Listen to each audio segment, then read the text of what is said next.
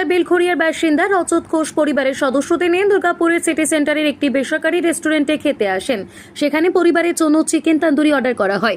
অভিযোগ, খাবার পরিবেশন করার পর প্রথমে বিষয়টি বুঝতে পারেননি তারা, কিন্তু খাওয়া শুরু করতেই খাবার থেকে অস্বাভাবিক দুর্গন্ধ বের হতে থাকে। পরিবারের এক সদস্য খাবারটি মুখে দিয়ে দুর্গন্ধের বিষয়টি বুঝতে পারেন। এরপরে সন্দেহ হয় খাবারটি নষ্ট হয়ে গিয়েছে। ঘটনা নিয়ে রেস্টুরেন্ট কর্তৃপক্ষের সঙ্গে কথা বলার পাশাপাশি পুলিশকেও খবর দেওয়া হয়। খবর পেয়ে সিটি সেন্টার ফাঁড়ির পুলিশ ঘটনাস্থলে পৌঁছে যায়। কলকাতা আসানসোল থেকে ফিরছিলাম, সকালে বেরিয়েছি। দুপুরবেলা আমরা খাবো বলে আমরা গুগল সার্চ চেক করি, সিরাজ রেস্টুরেন্ট দেখতে পাই। তো আমরা কলকাতা রেস্টুরেন্ট সিরাজ যেটা আছে সেটা ভেবে আমরা এখানে ঢুকি। তো ঢুকে আমরা একটা চিকেন তন্দুরি অর্ডার করি, সাথে আরও বিরিয়ানি অর্ডার করি। তো চিকেন তন্দুরিটা যখন দেয় আমাদের মধ্যে গ্রুপের মধ্যে একজনের আমার বোন আর কি, ওর একটু সন্দেহ হয়। ও বলে, দাদা খাবারটা গন্ধ আছে।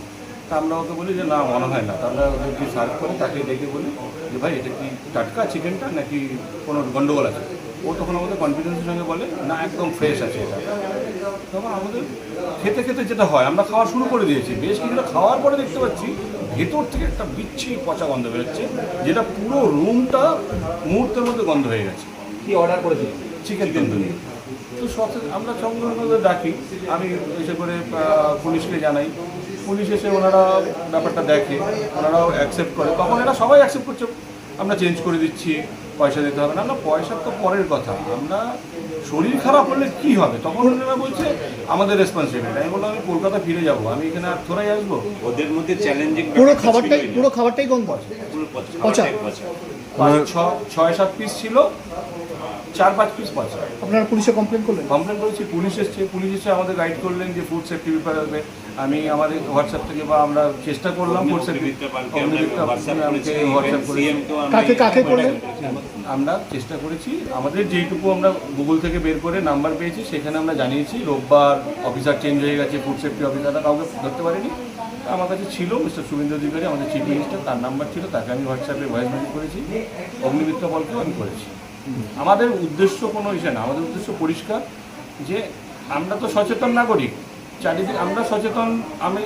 আমরা চেষ্টা করছি যে সচেতনতা আসুক। খারাপ খাবারটা কেন প্রোভাইড করবেন?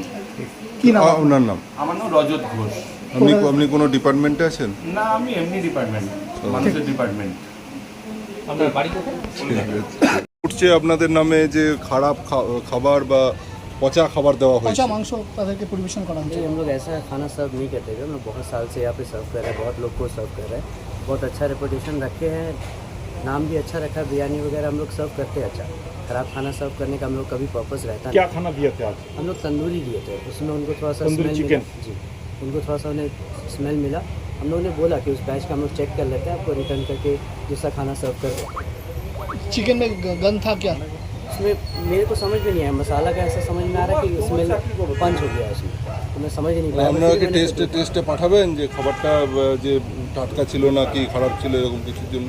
हाँ, उसके लिए हम लोग बिल्कुल रिस्पॉन्सिबिलिटी लेकर के उस चीज़ को ध्यान देकर के करेंगे। जो अगर फॉल्ट हुआ है तो हम लोग उस चीज़ को रेक्टिफाई करेंगे, क्योंकि बिजनेस करना है तो हम लोग रेक्टिफिकेशन तो करना ही पड़ेगा। हर बिजनेस में थोड़ा ऊपर नीचे होता है, और हम लोग रेक्टिफाई नहीं करेंगे तो गलत होगा। पुलिस आए हुए हैं? पुलिस आए हुए हैं? पुलिस हाँ, पुलिस आए, वो पूछे, समझे, बताए सब कुछ, हमें बोले, उनको उनके सामने रखा, सब कुछ दे दिया। नाम আপনার কি आपका নাম? नाम? जीशान जीशान जिसान? जीशान हुसैन। আপনি मैनेजर? रेस्टोरेंट का क्या नाम जी है? जी, सिराज रेस्टोरेंट।